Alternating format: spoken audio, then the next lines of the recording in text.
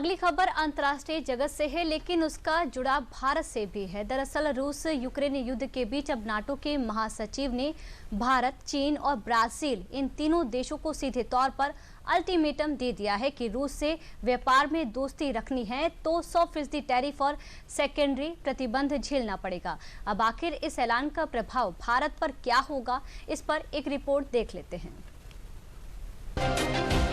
दुनिया एक युद्ध के मैदान में तब्दील हो चुकी है, लेकिन इस बार गोलियों और बारूद से नहीं बल्कि दबाव, प्रतिबंध और कूटनीतिक धमकियों से।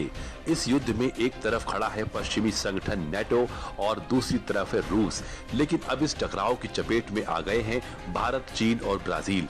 दरअसल नाटो ने इन तीनों देशों को सीधे तौर पर अल्टीमेटम दे दिया है कि रूस से दोस्ती रखनी है तो वैश्विक व्यापारिक कीमत चुकाने के लिए तैयार हो जाओ। नाटो का साफ कहना है कि या तो रूस से रिश्ता तोड़ो या 100% टैरिफ और सेकेंडरी प्रतिबंध झेलो। नाटो ने भारत, चीन और ब्राजील पर 100% टैरिफ लगाने की धमकी दी है। नाटो का कहना है कि इन तीनों देशों को रूसी राष्ट्रपति व्लादिमीर पुतिन पर दबाव डालना चाहिए ताकि वो शांति वार्ता को गंभीरता से लें। नाटो ने तीनों देशों पर सेकेंडरी प्रतिबंध लगाने की भी धमकी दी है। उन्होंने कहा कि अगर ये देश रूस से तेल और गैस खरीदना जारी रखते हैं तो इन देशों पर 100% सेकेंडरी प्रतिबंध लगाए जाएंगे।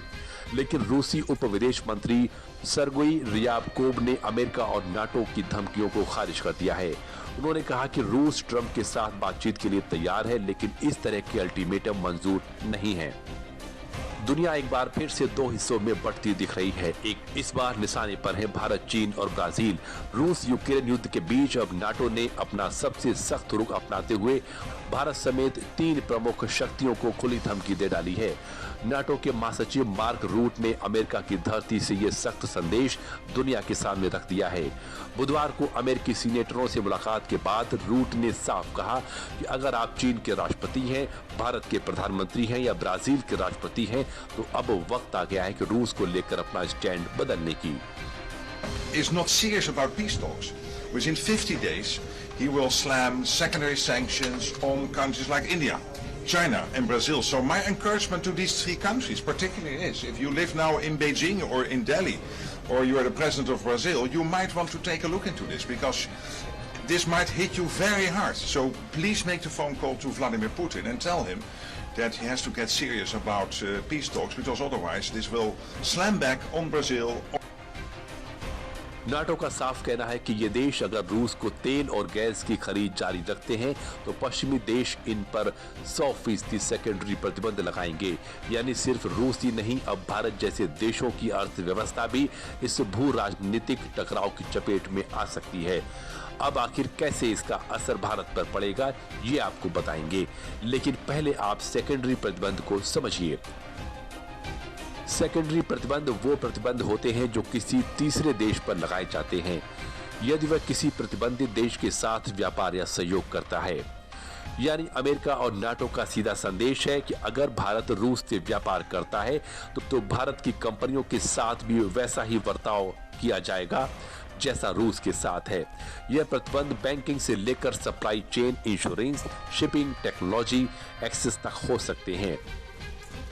100% टैरिफ, सेकेंडरी प्रतिबंध और आर्थिक धमकी देकर नाटो ने दुनिया की सबसे बड़ी उभरती अर्थव्यवस्थाओं पर दबाव बनाना शुरू कर दिया है।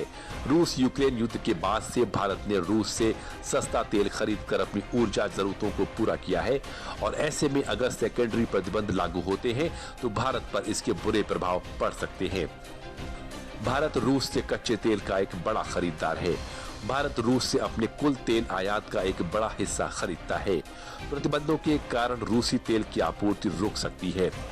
इससे भारत को वैकल्पिक स्रोतों जैसे सऊदी अरब, इराक से महंगा तेल खरीदना पड़ सकता है, जिससे तेल की कीमतें बढ़ेंगी। अगर भारत रूस से तेल खरीदना बंद करता है तो ईंधन की कीमतें बढ़ सकती हैं। अगर भारत रूस के साथ व्यापार जारी रखता है तो अमेरिका भारतीय कंपनियों या बैंकों पर प्रतिबंध लगा सकता है, जिससे भारत का निर्यात और वित्तीय लेन देन प्रभावित होगा। रूस से तेल आयात बंद होने पर भारत की ऊर्जा सुरक्षा खतरे में पड़ सकती है।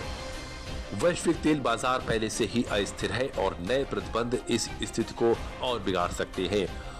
भारत के लिए यह स्थिति बहुत संवेदनशील है।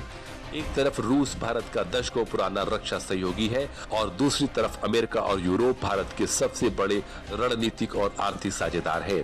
नाटो के इस ऐलान से पहले सोमवार को ही ट्रंप ने रूस पर 100% टैरिफ की धमकी दी थी। ट्रंप का कहना है कि अगर रूसी राष्ट्रपति व्लादिमीर पुतिन ने 50 दिन में यूक्रेन के साथ शांति समझौता नहीं किया तो उस पर 100% टैरिफ लगेगा। लेकिन उसके अगले ही दिन ट्रंप ने यह भी कहा कि भारत के साथ हमारे बाजार खुले रहे हैं, जिसका एक कारण वो टैरिफ बता रहे हैं। Full access into Indonesia, and we have a couple of those deals that are going to be announced. India basically is working along that same line. We're going to have access into India, and you have to understand, we had no access into any of these countries. Our people couldn't go in, and now we're getting access because of what we're doing with the tariffs. जब कूटनीति की भाषा धमकी में बदल जाए और जब सहयोग की जगह नियंत्रण पर बात आ जाए, तब सवाल सिर्फ विदेश नीति का नहीं रह जाता। भारत, चीन और ब्राजील आज उस चौराहे पर खड़े हैं जहां एक रास्ता जाती है पश्चिमी प्रतिबंधों की ओर और दूसरी रणनीतिक साझेदारी की ओर। लेकिन फिलहाल नाटो की इस धमकी ने एक बात तो साफ कर दी है कि दुनिया अब मल्टीपोलर हो चुकी है, यानी शक्तिशाली देश विश्व की राजनीति, अर्थव्यवस्था और सुरक्षा पर प्रभाव डालने की कोशिश कर रहे हैं। अब वैश्विक व्यापार में इसका क्या असर पड़ेगा, ये तो आने वाले वक्त में ही पता चलेगा।